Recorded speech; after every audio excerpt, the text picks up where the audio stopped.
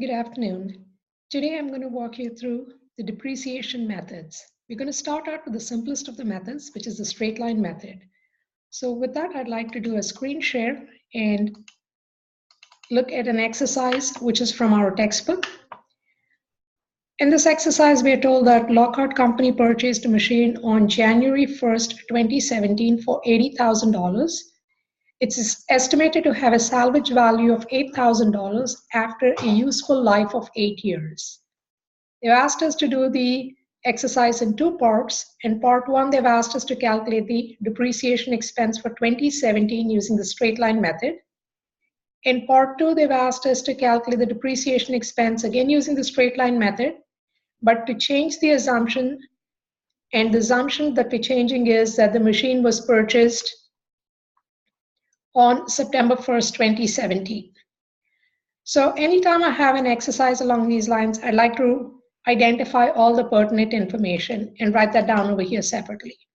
So to start with, the acquisition date is January 1st.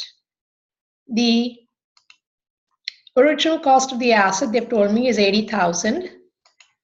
The estimated salvage value is $8,000.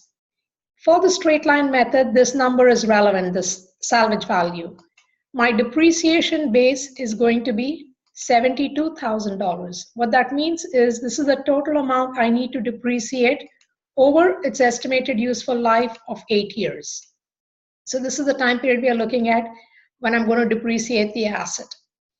So for this particular exercise, I would calculate depreciation expense as always the depreciation base, which is the original cost less the estimated salvage value, divided by the estimated useful life.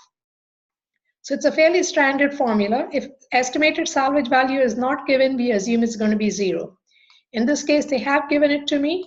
So I will go through the calculation of 80,000 minus 8,000, which I know is already 72,000, divided by 8.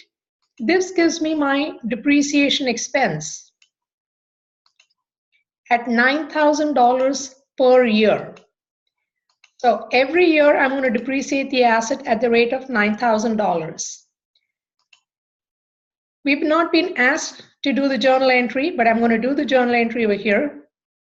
On December 31st, 2017, at the end of the year, my journal entry is going to be depreciation expense debit, accumulated depreciation credit, and the amount is the $9,000. The debit and credit is going to be the same amount. Depreciation expense, as the name suggests, is an expense. It goes into the income statement. Remember, it's a non-cash expense, which means it has no effect on your statement of cash flow, at least as far as the impact of cash is concerned. There's no cash outflow associated with the depreciation expense. Accumulated depreciation is a contra asset account.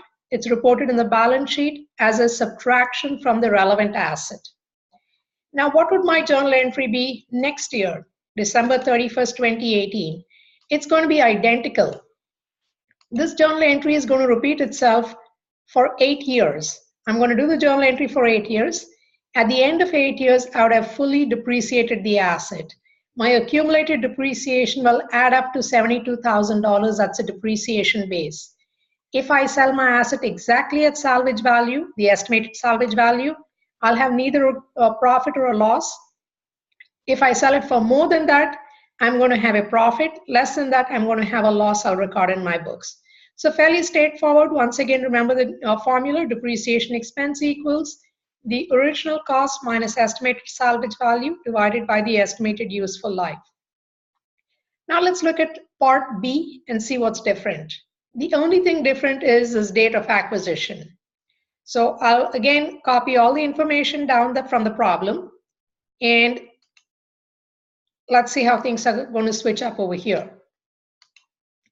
So the only difference now that you're going to notice between the two parts, part A and part B, is in part A, we said that the acquisition date was January 1st. Now we are saying it's on September 1st, which means the first 8 months have gone by.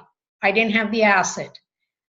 Depreciation expense for the year, that calculation really does not change. It stays the same as we had done before.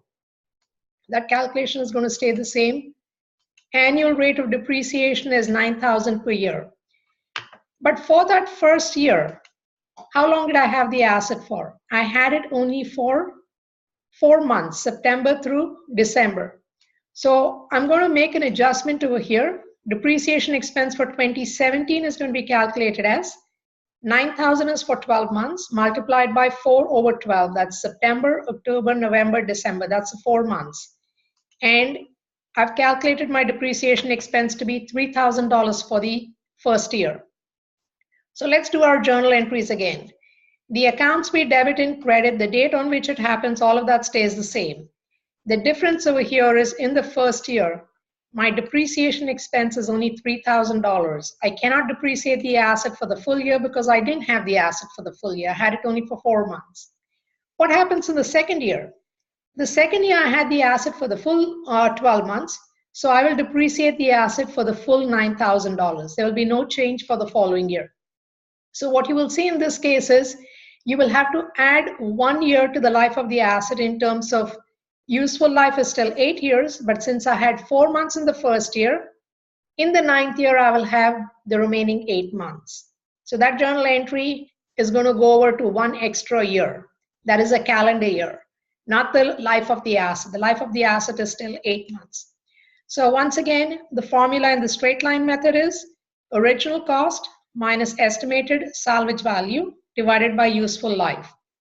If salvage value is not given, we just assume it's 0.